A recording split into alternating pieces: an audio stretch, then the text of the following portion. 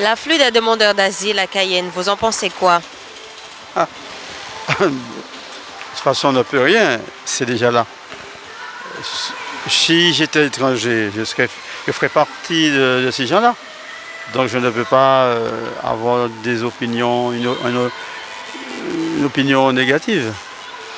Bon, je pense que c'est la manière de l'organisation. Parce que si j'étais un peu dispersé, ce serait peut-être moins étouffant. Mais je ne peux pas. Qui suis-je? Parce que si j'étais à leur place, ça allait faire la même chose. L'afflux de demandeurs d'asile, ça dépend de quel côté, vous savez, si c'est vrai que ça peut être embêtant parfois pour les Guyanais, comme moi je suis aussi, mais après j'essaie de comprendre ces gens-là. Donc il faut juste avoir un équilibre. Un équilibre et puis voilà, c'est tout ce que j'ai à dire, hein, c'est d'avoir un équilibre. Je ne suis pas pour et je ne suis pas contre. Voilà, c'est un peu entre les deux. C'est pour sortir de mon pays parce qu'il y a une situation économique comment se dit? C'est mal, ok? C'est mal. En général, c'est mal. Pour ça. Vous êtes de quel pays? Venezuela. Il y a une situation économique mal. Pour ça. Pourquoi je voulais apprendre là en Guyane français? Parce qu'il y a des universités là, en Venezuela, il n'y a pas de professeurs à l'université pour étudier. Et je voulais étudier. Je sais pas, enfin, je suis ni pour ni contre. C'est vrai que ce sont des êtres humains comme nous-mêmes. Je pense qu'ils ont aussi droit d'avoir un toit pour au moins être à l'abri. Mais c'est vrai qu'il y en a tellement que nous, en tant que Guyanais, nos recherches, nos dépôts de dossiers sont mis de côté pour eux, en fait. L'afflux des demandeurs d'asile à Cayenne, vous en pensez quoi? Ok, je ne souhaite pas donner mon avis sur ça, mais c'est un peu... Il y en a trop. J'ai pas d'opinion là-dessus parce que j'ai pas envie de, je vais pas être dans le jugement. Donc je trouve juste que ça prend une grande place. Franchement, moi je dis, je sais pas, c'est pas de leur faute, mais il faut trouver une solution parce que ça embête tout le monde. Donc, voilà. Que c'est un problème mondial, qui n'a pas sa solution en Guyane, mais à l'international. Alors là, je suis pas politique, c'est politique. C'est stratégique. Oui, j'ai travaillé comme barman. J'ai travaillé comme barman. Alors absorber, je ne sais pas, parce qu'on est quand même un territoire ultramarin, donc forcément, c'est pas forcément non plus super développé chez nous, hein. Donc il faudrait aussi effectivement réfléchir à comment on pourrait effectivement absorber, ou bien même, en fait pour moi ça dépend aussi, typiquement quand vous avez des personnes qui viennent du Brésil et du Suriname, pourquoi pas peut-être faire un plan pour ces personnes-là et puis voir effectivement ce qui est possible pour les autres types de populations, à voir. Je pense que les pouvoirs publics peuvent effectivement se pencher sur le sujet et puis ne pas oublier que même si ce sont des migrants, ça reste des gens en fait. Donc il ne faut pas oublier ça.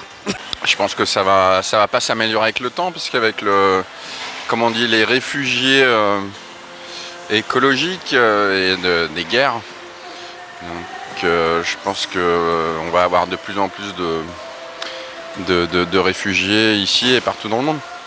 J'en pense quoi? Qu'est-ce que vous voulez que je vous réponde?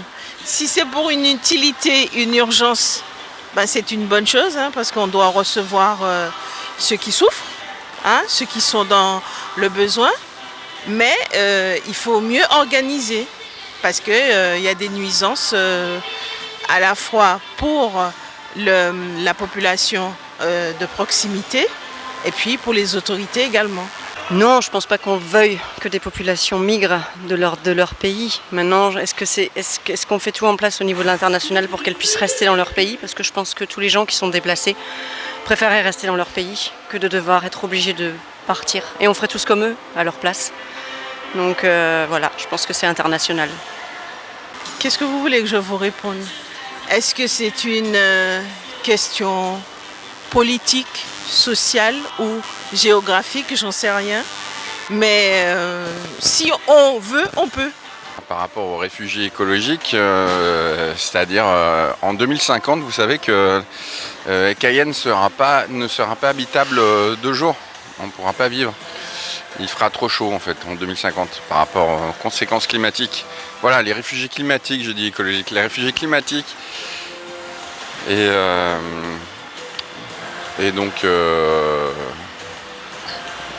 donc voilà, mais les réfugiés, je pense que moi il faut être tolérant. Ils aimeraient pas être là, on n'a pas envie de les voir là non plus, mais eux ils n'ont pas envie d'être là et à nous embêter non plus. Ils aimeraient bien être chez eux tranquillement dans leur pays et à nous de les accueillir et de les souhaiter, leur souhaiter du bien. Solution, mieux organiser pour mieux recevoir les personnes qui sont en souffrance et en urgence. Et également, pouvoir réguler. Écoutez, moi je pense que tout ce qui concerne le sujet de l'immigration, en fait, il faut se positionner sur pourquoi les personnes viennent. C'est-à-dire que moi, je suis ni positive ni négative par rapport à ce sujet. C'est que tous les migrants qui viennent, quel que soit le pays duquel effectivement ils sont originaires, il y a bien une raison pour laquelle ils viennent. Donc d'abord attaquer la cause du problème et ensuite trouver les solutions pour pouvoir effectivement accueillir les personnes, puisque ce sont des gens. Et on est en France. France, c'est le pays des droits de l'homme, donc à ma connaissance. Donc faut essayer de trouver des solutions effectivement pour que ces personnes-là puissent effectivement avoir la chance entre guillemets d'avoir ce que nous on a qui nous paraît logique, mais c'est pas forcément le cas pour ces personnes-là qui viennent.